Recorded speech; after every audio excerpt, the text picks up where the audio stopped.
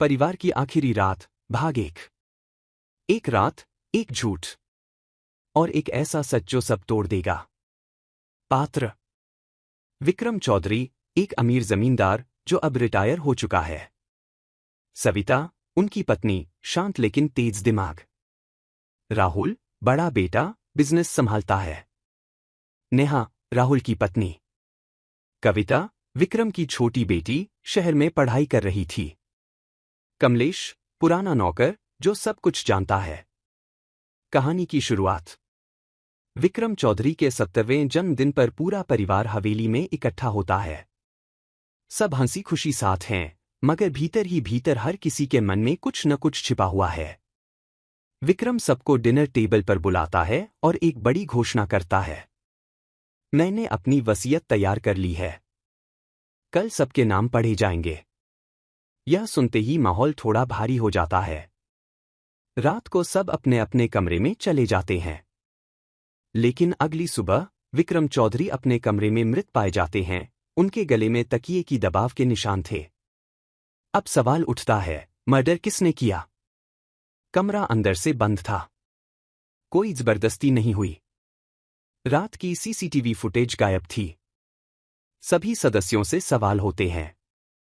राहुल, जिसने हाल ही में बिजनेस में नुकसान उठाया और उसे डर था कि वसीयत में हिस्सा कम हो सकता है। नेहा, जो चाहती थी कि विक्रम शहर का फ्लैट उसके नाम कर दे। कविता, जिसने हाल ही में विक्रम से पैसे मांगे थे और इनकार मिला। सविता, शांत लगती हैं, लेकिन क्या सच में सब कुछ जानती हैं? ट्विस्ट: कमलेश, पुराना नौकर, पुलिस को बताता है कि विक्रम अक्सर रात में डायरी लिखते थे।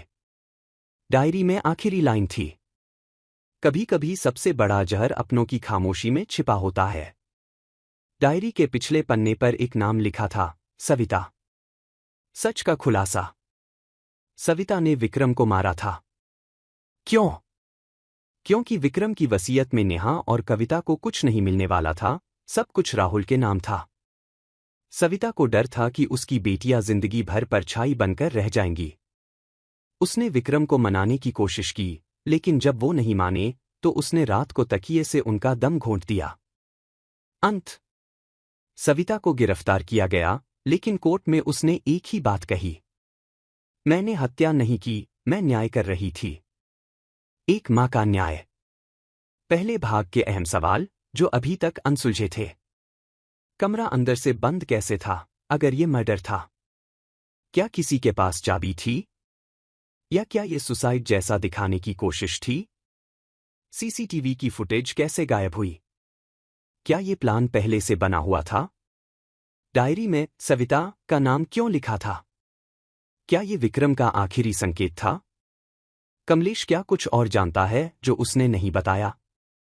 उसका नाम बार बार आने के बावजूद वह सवालों से कैसे बचा?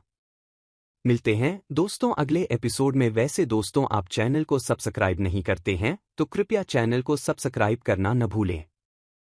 परिवार की आखिरी रात, भाग एक रात, एक